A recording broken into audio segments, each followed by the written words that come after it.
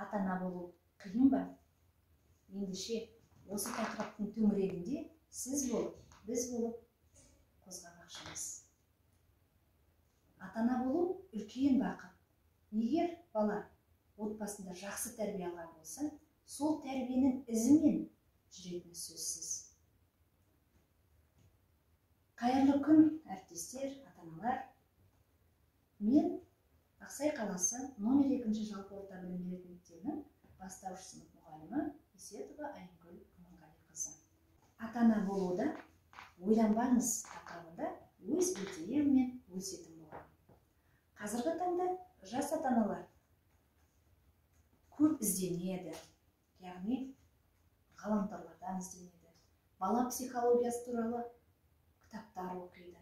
Яғни өзінің баласының жан-жақты заманауи талаптарға сай керемет үлгілі азаматша болып өскенін қалайды. Жақында бір ана келіп, өз ойымен бөліскен болатын. Ол өзінің баласының жан-жақты болып өскенін қалайды.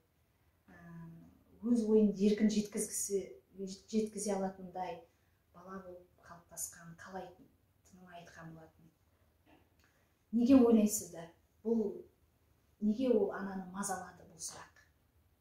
Меніңше, жасыратыны жоқ, жаңағы ата-аналарымыз біздің бұрын айтатын еді, біз бала кезімізде. Үлкендердің сөзіне араласпа деп көп айтып отырушы еді. Ал енді бұдан қандай нәтиже шықты? Мысалға, кейбір адамдар болады, өз ойын еркін жеткізе алмай жатады. Өзінің жаңағы жобасын дейміз, өзінің тақырыбын дейміз, қорғай алмай жатады, дәлелдей алмай жатады. Мүмкін ол ана өзінің ата-анасының берген тәрбиесін қайталағысы келмеген шығар. Яғни өзінің баласын еркін өсіргісі келіп тұрған шығар деген қорытындыға келуге болады. Енді бізде маңызды сұрақ қалыптасады. Оған шешу ретінде мен сіздерге гауһар тас деген әдісті айтқым келіп тұр. Яғни гауһар тасты аламыз, оның қырлары бар, оның 3 қыры деп қарастыратын болсақ, бірінші қыры ол ата-ана, екінші қыры бала, үшінші қыры сол ата-ана мен баланың арасындағы қарым-қатынас. Енді тереңірек тоқталайық. Ата-ана болу үшін бізге көп энергия қажет. Мысалға, біз өзіміздің ішімізді құты деп алайық, сол құтыны біздер энергияға толтырып тұру қажетпіз. Сол энергияны біз азайтпау керекпіз, толтырып отыруымыз керек. Оны қалай толтырамыз? Мен сіздерге мынандай кеңес беремін. Кешкісін отырыңыз, бір парақты алыңыз, оған 1-ден 20-ға дейін, немесе 25-ке дейін тізім құрып шығыңыз. Онда не болады?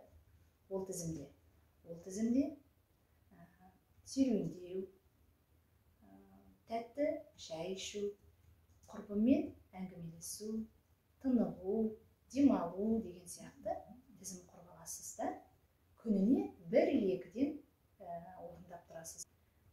Бұл гауһар тастың бірінші қыры.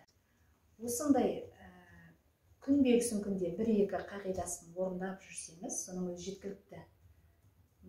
Яғни өзіңізді осылай, өзіңізге өзіңіз көмектесесіз, осылай энергия жинайсыз.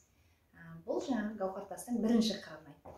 Енді екінші қырын айтып кететін болсақ, бұл гауһар тастың екінші қыры бала. Бала ол жеке тұлға екенін ұмытпауымыз керек. Ол ермек саз емес, ойымызға келгенін, яғни өзімізге ұнағанын жасап алатын ермек саз деп ойламауымыз қажет. Олай ойлауымыз мүлдем қате. Мен сіздерге тағы бір кеңес айта кетейін.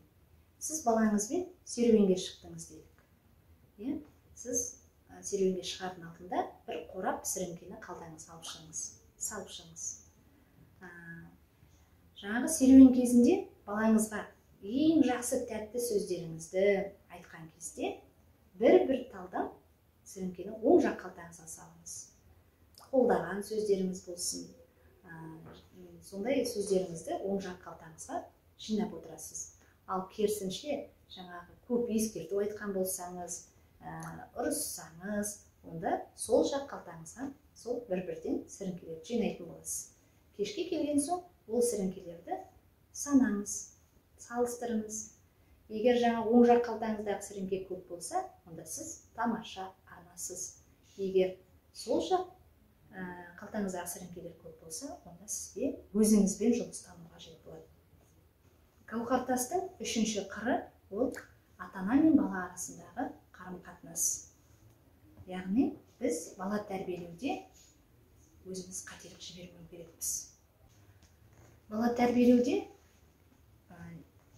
балаңызға тек 20 минут қана уақыт бөлсеңіз де жеткілікті.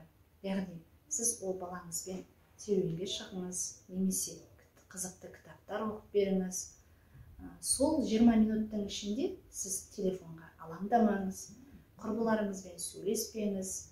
Тек қана сол уақытты балаңызға арнап отырсаңыз, соның өзі керемет нәтиже береді. Міне, әріптестер, ата-аналар, сіз болып, біз болып, алтын аралықты қалай табамыз деген сұраққа жауап іздеп көрген болатынбыз, және біз оны таптық. Ең маңыздысы, жаңағы өзіміздің баламыздың жеке тұлға екенін ұмытпағанымыз жөн. Назарларыңызға рахмет.